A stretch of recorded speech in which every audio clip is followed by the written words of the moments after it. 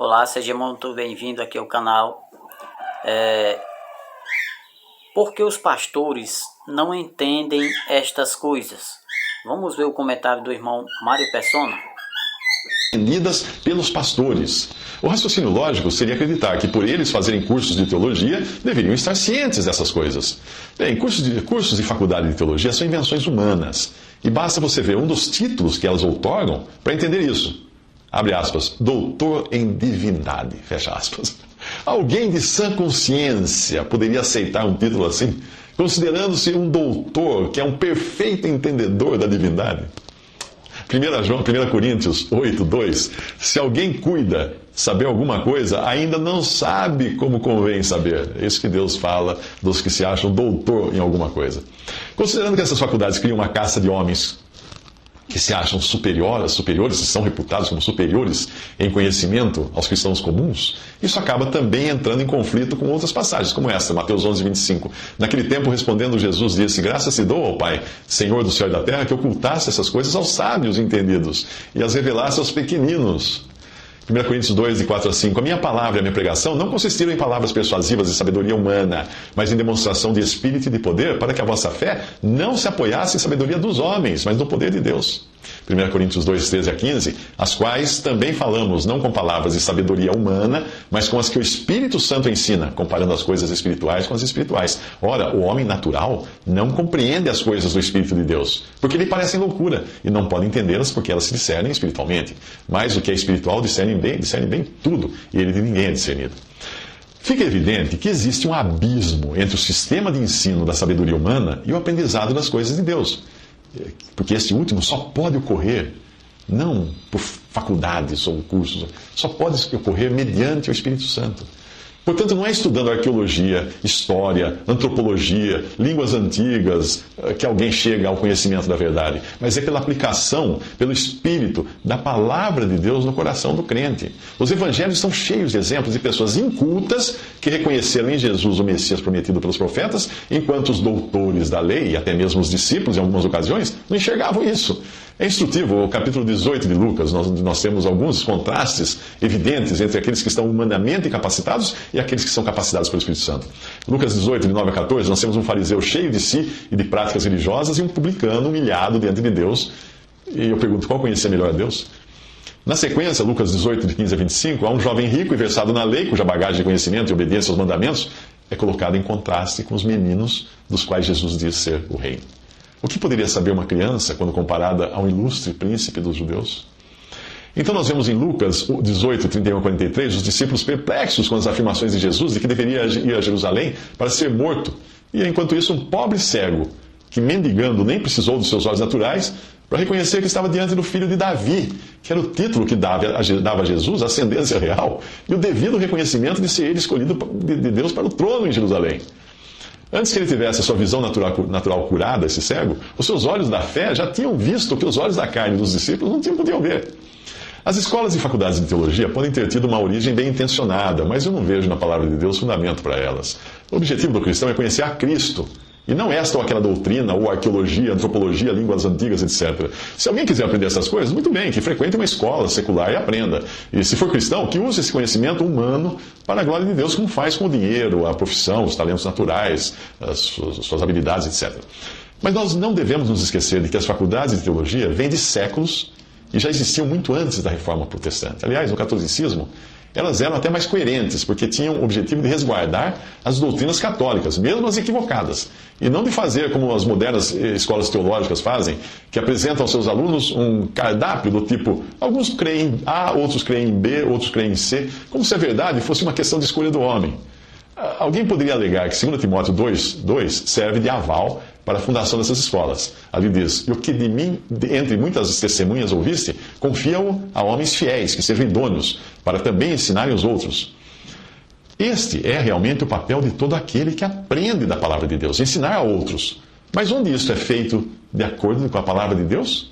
Eu posso encontrar algumas situações. Primeiro, nas reuniões da igreja, onde o ensino não é de um para muitos, como no modelo denominacional católico e protestante, mas de muitos para muitos. 1 Coríntios 14, 31, o apóstolo diz: porque todos podereis profetizar, uns depois dos outros, para que todos aprendam e todos sejam consolados. Não existe na Bíblia o modelo daquele um para muitos na reunião da igreja. No lar, 1 Coríntios 14, 35. E se querem aprender alguma coisa, falando das mulheres, interroguem em casa a seus próprios maridos. É um lugar para aprender também. 2 Timóteo 3, 14 a 15. Tu, porém, permanece naquilo que aprendeste, de que fosse inteirado, sabendo de quem o tens aprendido, e que desde a tua meninice sabe as sagradas escrituras que podem fazer-te sábio para a salvação pela fé que há em Cristo Jesus. Timóteo tem aprendido as sagradas escrituras da sua mãe e da sua avó. Tito 2, de 3 a 5. Ele não tinha cursado nenhuma faculdade de teologia. Tito 2, de 3 a 5. As mulheres idosas, semelhantemente, que sejam sérias no seu viver, como convém às santas, não caluniadoras, não dadas a muito vinho, mestras do bem, para que ensinem as mulheres novas a serem prudentes, a amarem seus maridos, a amarem seus filhos, a serem moderadas, castas, boas donas de casa, sujeitas aos seus maridos, a fim de que a palavra de Deus não seja blasfemada.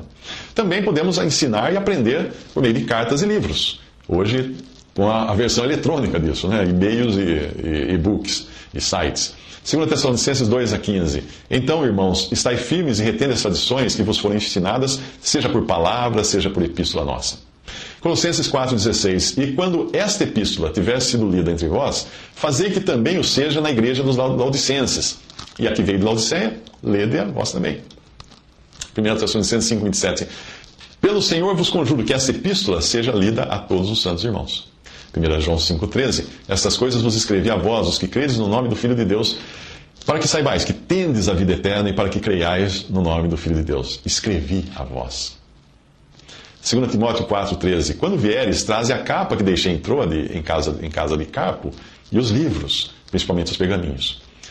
No ministério, também aprendemos no ministério daqueles que têm o dom, não o diploma, mas o dom de ensinar.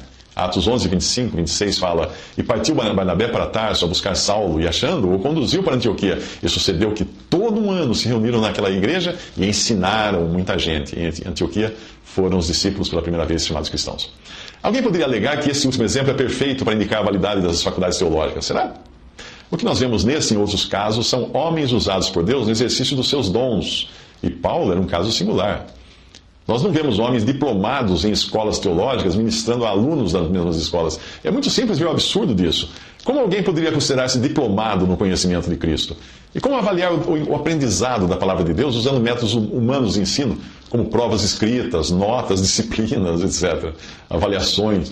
É o conhecimento de Cristo que nós devemos buscar na palavra, não o conhecimento de disciplinas como história, geografia, arqueologia. Maria, assentada aos pés de Jesus, encontrou a melhor parte sem frequentar nenhuma faculdade de teologia. Em Lucas 10, 39 a 42, e tinha esta uma irmã chamada Maria, tinha Marta, uma irmã chamada Maria, a qual, assentando-se também aos pés de Jesus, ouvia a sua palavra. Marta, porém, andava distraída em muitos serviços e, aproximando-se, disse: Senhor, não se te dá de que minha irmã me deixe servir só? Dize-lhe que me ajude. Respondendo Jesus, disse-lhe: Marta, Marta, estás ansiosa e afadigada com muitas coisas, mas uma só é necessária, e Maria escolheu a boa parte, a qual não lhe será tirada. Pedro e João foram reconhecidos como detentores de um conhecimento que não vinha deles, porque tinham estado com Jesus. Atos 4, 13. Então eles, os sacerdotes, escribas, etc., vendo a ousadia de Pedro e João, informados de que eram homens sem letras e indoutos, maravilharam-se e reconheceram que eles haviam estado com Jesus. Mas vamos à sua dúvida, que é sobre a razão dos pastores não entenderem essas coisas que você aprendeu no livro A Ordem de Deus, por Bruce Anstey. A dificuldade de um pastor compreender é grande, porque a primeira coisa que ele teria que fazer, se entendesse, seria abandonar sua posição, já que ela não existe nas Escrituras. Existe o dom de pastor, existe o ofício de presbítero, de os presbíteros no plural, mas no primeiro caso trata-se de um dom dado pelo Senhor e não por uma junta de homens com poderes para ordená-lo. E não se trata de alguém que fique à frente de uma congregação, mas de um que tem o dom, um coração de cuidado para com as ovelhas, que visita as ovelhas. Além disso, os dons, como de pastor, evangelista e mestre, não eram locais, mas universais. Ou seja, um pastor não era aquele responsável por uma congregação local, mas alguém ocupado com as ovelhas de Cristo, onde quer que elas estivessem. Quanto aos presbíteros, eram sempre mais de um, e divididos por cidades, não por denominações.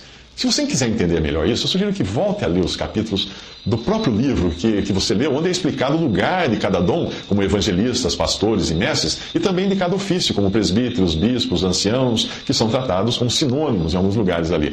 Como você pode ver, está tudo errado no que os homens instituíram. E ao ler a ordem de Deus, o livro A Ordem de Deus, isso salta aos olhos. Evidentemente, um clérigo, seja ele pastor, padre, presbítero ou qualquer título inventado pelos homens, ficará relutante em adotar a ordem bíblica, porque isso implica, em muitos casos, perder o emprego e todas as regalias que o seu cargo traz, como ser tratado como o mais igual entre os iguais. Eu ouvi dizer que essa era uma expressão usada nos monastérios católicos para designar o mundo superior, por não poderem considerar ninguém superior realmente entre eles. Eles falavam que o mundo superior era o mais igual dentre os iguais, porque eles eram todos iguais. Eu visitei o site que você indicou, de uma autora chamada Mary Schultz, mas ela adota a posição de muitos cristãos, inclusive pastores, que é a crítica ao sistema, enquanto permanece nele. Muitos fazem assim, se esquecendo da importância que Deus dá ao apartar-se do erro. Alguns pastores chegam a apartar-se, mas apenas para iniciar uma nova denominação ou até uma igreja sem nome, da qual eles acabam sendo o mais igual dentre os iguais. Se você tiver facilidade com o inglês, eu sugiro um ótimo texto de Mackintosh, C.H. Mackintosh, One-Sided Theology. E eu vou selecionar aqui uma parte que ele escreve assim: Ele, Deus, bendito seja o seu nome, não se prendeu aos estreitos limites de alguma escola de doutrina, seja ela alta, calvinista, baixa, arminiana ou moderada. Deus se revelou. Ele expôs os profundos e preciosos segredos do seu coração. Ele descortinou os seus conselhos eternos relativos à igreja, a Israel, aos gentios, à criação como um todo. Os homens podem tentar confinar o oceano em baldes que eles próprios criaram, do mesmo modo como tentam confinar o vasto espectro da revelação divina dentro de frágeis recipientes dos sistemas humanos de doutrina. É impossível fazê-lo e jamais deveria ser tentado. O melhor é deixar de lado os sistemas, escolas de divindade e aproximar-se como uma criança da eterna fonte das Sagradas Escrituras e ali beber dos ensinos vivos do Espírito de Deus. E Mackintosh continua dizendo: nada é mais prejudicial à verdade de Deus, mais estéril para a alma, mais subversivo para qualquer crescimento e progresso espiritual do que a mera teologia, seja ela alta ou baixa, calvinista ou arminiana. É impossível que alguém progrida além dos limites do sistema ao qual essa pessoa está ligada. Se eu sou instruído nos 5 pontos, como sendo a fé dos eleitos de Deus, eu não poderei sequer pensar em buscar algo além disso, desaparecendo assim de meu campo de visão o mais glorioso campo de verdade celestial. Eu fico atrofiado, estreito, parcial, e eu corro o risco de cair naquele estado de espírito estéril e pedregoso que acaba me deixando ocupado com meros pontos doutrinários, ao invés de ocupar-me com Cristo. Um discípulo da escola calvinista de doutrina não virá falar de um evangelho anunciado a todo mundo, do amor de Deus para o mundo, das boas novas para cada criatura sob os céus. Tudo que ele possui é um evangelho para os eleitos. Por outro lado, um discípulo da escola arminiana não escutará da segurança eterna do povo de Deus. A sua salvação dependerá em parte de Cristo e em parte de si mesmo. De acordo com esse sistema doutrinário, a canção dos redimidos deveria ser alterada, e ao invés de digno é o cordeiro, seríamos obrigados a acrescentar: e dignos somos nós. Podemos estar salvos hoje, porém perdidos amanhã. Tudo isso desonra a Deus, priva o cristão da verdadeira paz.